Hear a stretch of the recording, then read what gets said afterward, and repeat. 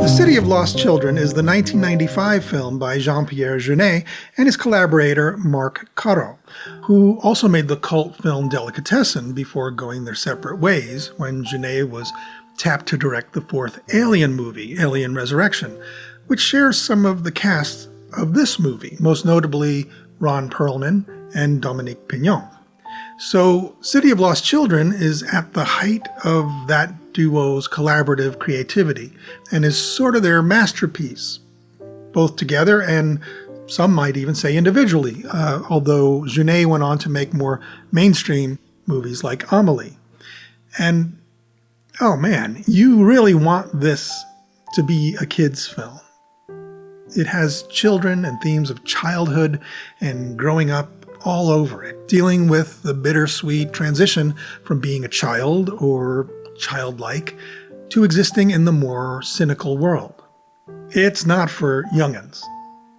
But conversely, it's also at its most powerful and magical, perhaps, to watch before you get too old and jaded. And if you see it before losing touch with that part of you, it's going to leave a mark and follow you into adulthood. But there's a reason I saved it for Dad After Dark. Just to give you an idea about that, within the first 5 minutes there's a stabbing, a religious cult urging people to pluck out their eyes, and a narrative of child kidnappings going on throughout the city, thus the lost children of the title, at least on a surface level, and we'll come back to that. We meet our core characters, starting with Krank, an old genius of sorts, terribly cynical and angry all the time. Why? Because Krank can't dream. He's on a mission, in fact, to steal the dreams from children and experience them for himself. And this pursuit supports a bustling black market for lone children who one by one are connected to Krank's mind meld contraption. Very steampunk-looking art direction in this movie, and is part of the beauty of the film. And Krank enters their dreams this way, but there's a problem. The children all have nothing but nightmares when connected to Krank, because he's just so horrible and awful that anything pleasant the children might dream about is quickly corrupted by just the fear of him. So his quest for a pure dream goes on, until we meet Little Brother. Okay, we have a sideshow strongman named One, played by Ron Perlman, and a little street urchin kid he's adopted called Little Brother, who's actually just a kid that he's met and who works the crowd for spare change as One puts on his strongman act in the street carnival. Little Brother is kidnapped one night by the Cyclops men. They're agents of a doom cult, one-eyed misfits with biomechanical implants designed to aid them in their horrible work. And we sense that all of these steampunk devices originate with Krank, who's an inventor and their chief customer. Now, One is distraught and sets out to find and rescue Little Brother, encountering a network of orphans led by the young Miette, who's a girl that's grown tough and cynical before her time because of the harshness of life in the streets.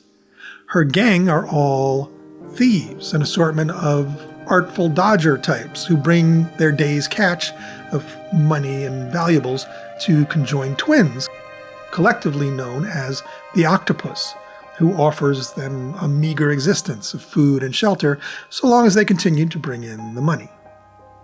Miette develops a soft spot for One, seeing how deeply he cares for Little Brother, unwilling to give him up for lost. And slowly she drifts from the network of thieves to aid him. You get a sense there's something in her past that creates that sort of need for that type of purity. Now, along the way, One is caught up in a heist with the kids, and it goes bad and runs afoul of Octopus, setting in motion a plot of vengeance, as Octopus is now in search of Miette and One, mostly to recover the jewels that Miette has borrowed from the heist to help pay One's way along his journey. But also just for revenge, because they, like most of the adults in this movie, are just corrupted and evil. Now, on Krank's seafaring rig, we have a mini plot going on aside this one. And it's a parable of sorts, with Dominique Pignon playing a brotherhood of clones, all of dubious intelligence, and they're obsessed and infighting over the idea that maybe one of them is the original. And they run the station and tend to Krank's every need in various servile roles, and they're all in a way brothers of Krank, along with a sister, Martha, who manages, all of the mundane day-to-day events on the station. Oh, and there's a brain in a tank who sometimes gives out bits of exposition that we sorely need in the movie, and moves the plot along, suggesting, Krank's next moves to him, for instance, while ultimately engaged in a sort of chess match to bring about the end of their collective misery. Now, it's, not as dark as it sounds. It is, but it isn't. But it's all offset by beauty. Not just touchingly bittersweet themes, but truly beautiful visual storytelling.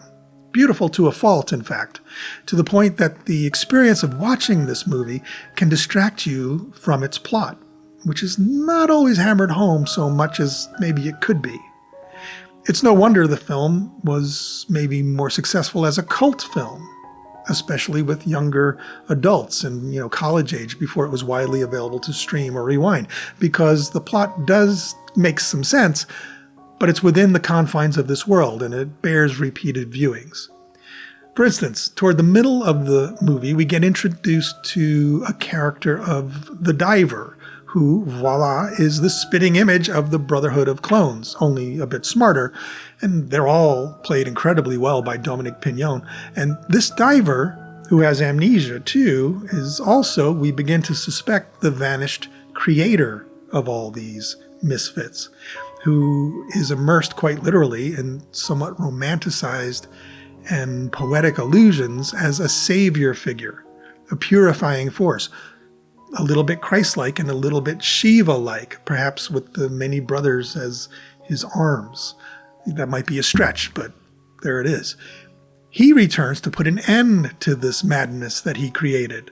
And there's lots and lots of allegory and allusion. And while your mind is occupied with all of that, it could lose the thread of the story a little bit, perhaps, until in the end we get a big, beautiful cartoon in a way that's maybe a bit of a letdown.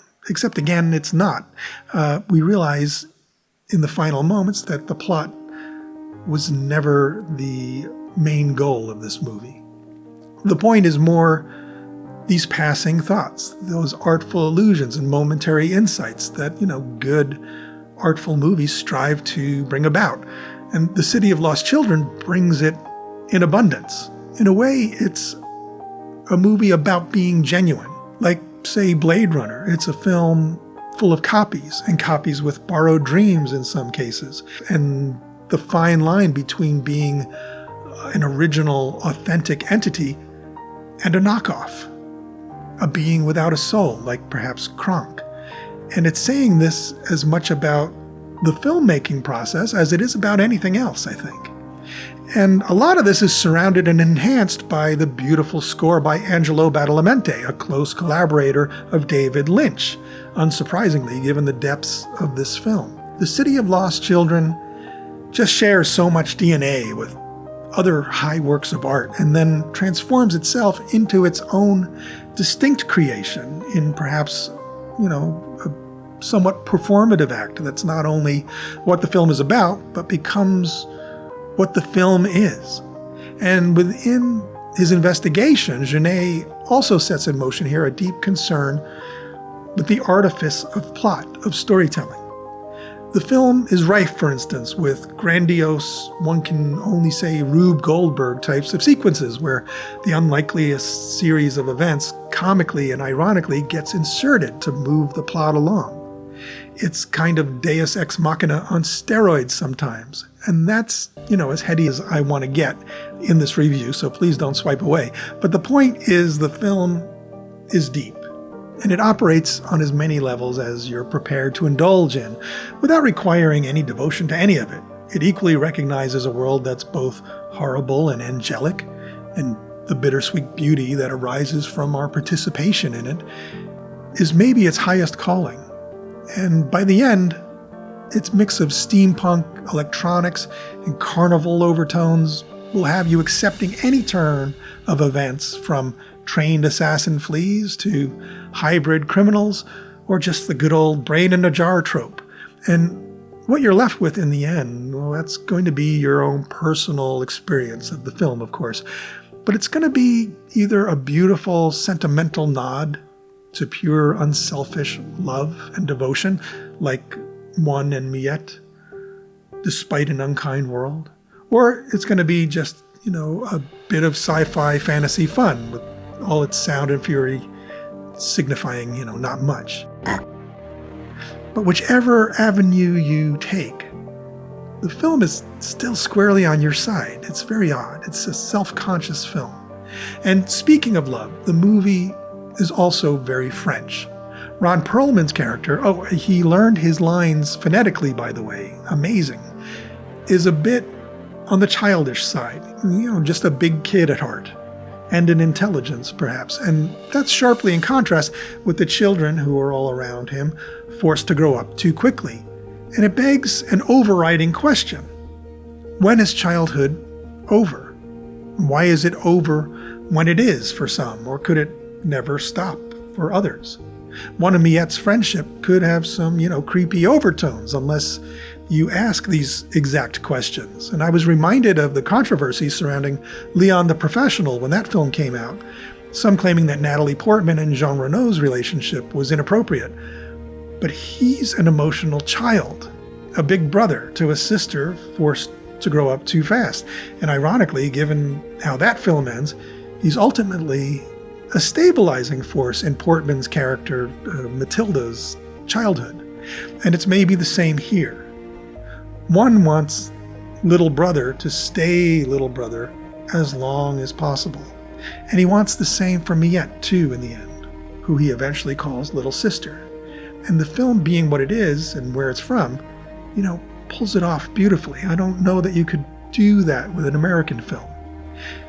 And finally, the look of the film. Some of it was shot on 16mm film, despite extensive optical printing and green screens being needed and early CG being inserted. But the grainier it all gets, the more rich and colorful the experience of watching this film. There's maybe one shot in it that I didn't believe in my heart because of all the great storytelling, and even that was only on second viewing.